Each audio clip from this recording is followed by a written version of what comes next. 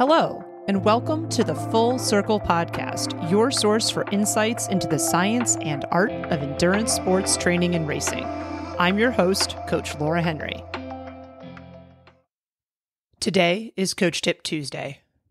Whether it's at a race, a group workout, or as we drive past them while they're doing a solo workout, we've all seen those athletes. The ones who don't seem to get anxious, who make their sport look easy and almost effortless, and who exude self-confidence. Where does this come from? Is this a trait that only certain humans, and therefore athletes, are born with? Or does this kind of confidence come from somewhere else? Yes, it's true that confidence does come more easily to some athletes than it does to others. But over the course of my personal athletic journey, I have learned that it's not true that some athletes have confidence while other athletes simply do not. I've learned and observed that confidence comes from surviving and doing the scary thing. As a coach who has worked with and observed hundreds of athletes over the years, I am now even more convinced that this is true. We are not born with a set and finite amount of confidence. Even if we are not born with heaps of it, confidence is absolutely something that we can cultivate, nurture, and grow.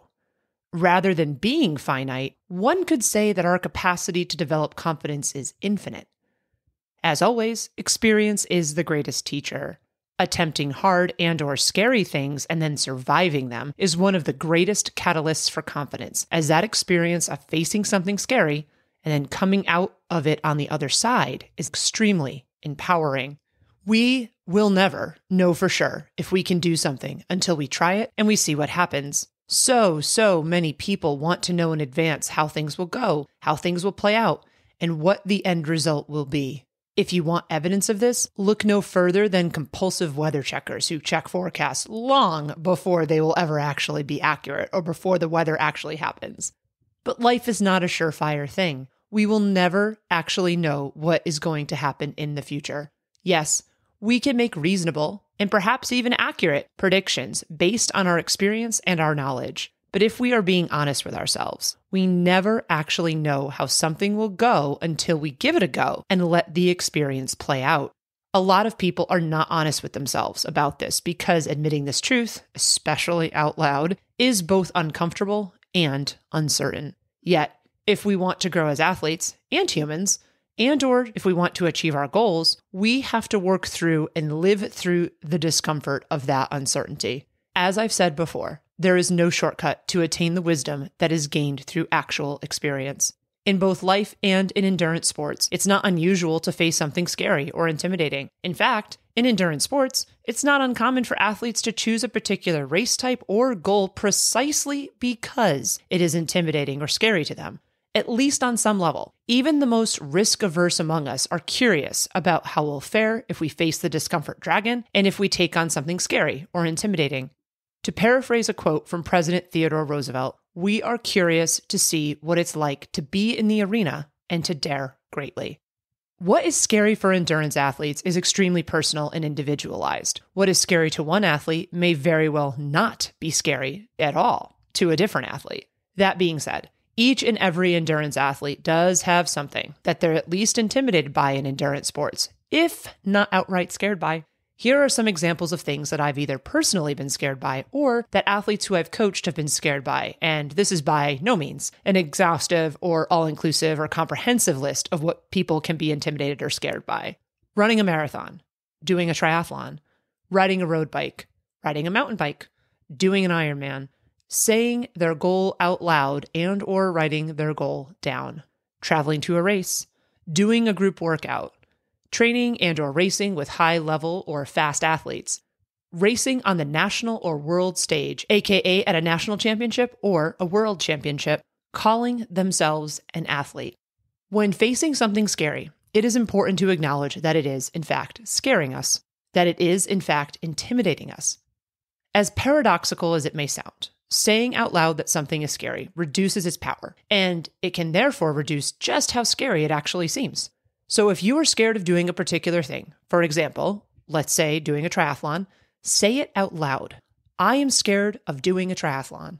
Say that and say what is also likely on your mind. I am scared of doing a triathlon, and I'm curious to see if I can do one. And obviously, you can insert whatever the thing is you're scared in place of triathlon in this example. There is always a possibility that things won't go our way or that we might even fail. But here's the good news. Every experience, whether it's a failure or a success, teaches us something, potentially a lot of things. And if we do something scary and survive to tell the tale, and remember, statistically speaking, whether we succeed or whether we fail, we do survive the scary things that we confront in our lives. Our self-confidence grows. In my opinion, the possibility of that reward of confidence is worth the risk of failure, and it's worth the discomfort. Discomfort is, well, uncomfortable. Some levels of discomfort might make us feel physically sick. Believe me. I know that, and I also know that sensation of discomfort, no matter how nausea-inducing it may be, pales in comparison to how good, hard-won confidence feels. Both of these things can be and are simultaneously true. That sensation of knowing that we knew something was scary, that we faced it and attempted it anyway, and that we came out on the other side of it still intact is something that cannot be adequately or succinctly put into words. But just because it can't be put into words well doesn't mean that we can't see it or feel it. As I've often said, some of the most meaningful and significant things in endurance sports and in life cannot be measured tangibly. This intangible is that confidence that we can see in other athletes at races. We can feel it exuding from some athletes in group workouts. We can't quantify it or wrap it up with a bow, but we know it's there all the same. Each and every athlete deserves an opportunity to experience how empowering and positive that kind of confidence feels. Confidence like that is something that each of us should desire for ourselves. It is something that makes the process of setting, training for, and attempting goals that much more fulfilling and enjoyable. Confidence like this can also inspire us to aim higher than we previously thought possible. Once we see it's possible for us to do one particular thing, other things may not seem quite as far-fetched as they once did. A great historical example of this is how no one ran a mile under 4 minutes until Sir Roger Bannister did in 1954. Seeing that breaking this barrier was possible, within 46 days, someone else ran a mile in less than 4 minutes too, after this never having happened at all in the course of human history prior to then.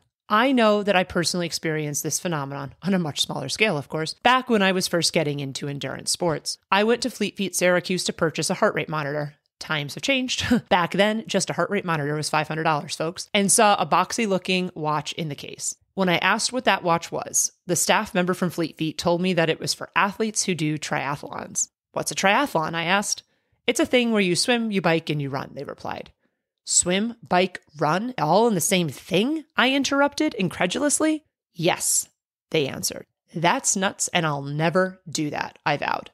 Famous last words. 6 months later, I crossed the finish line of the Cazenovia Triathlon in Cazenovia, New York. 4 years later, I ran a marathon on the Great Wall of China. 6.5 years later, I crossed the finish line of Ironman Louisville. Once I saw that I could finish a sprint triathlon, I started considering what else might be possible. And the rest, as they say, is history.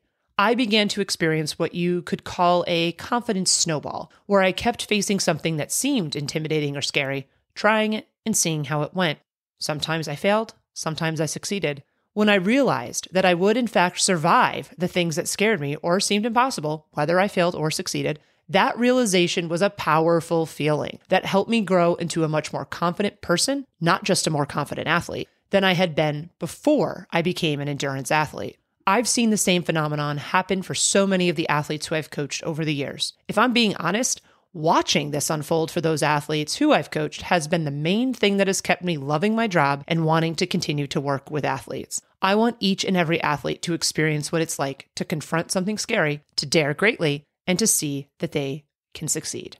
There will always be something that we are either scared of or intimidated by, both in life and in endurance sports. Knowing that confidence and empowerment are possibilities that lie on the other side of scary and intimidating things can help us be brave and to draw up the courage to face them. Surviving doing scary things is what breeds confidence. So take a deep breath. acknowledge the scary thing, and face it head on. That was another episode of the Full Circle Podcast. Subscribe to the Full Circle Podcast wherever you listen to your favorite podcasts. If you like what you listen to, please be sure to leave us a rating and review, as this goes a long way in helping us reach others. The thoughts and opinions expressed on the Full Circle Podcast are those of the individual. As always, we love to hear from you and we value your feedback. Please send us an email at podcast@fullcircleendurance.com or visit us at fullcircleendurance.com/podcast. To find training plans, see what other coaching services we offer, or to join our community, please visit fullcircleendurance.com. I'm Coach Laura Henry. Thanks for listening.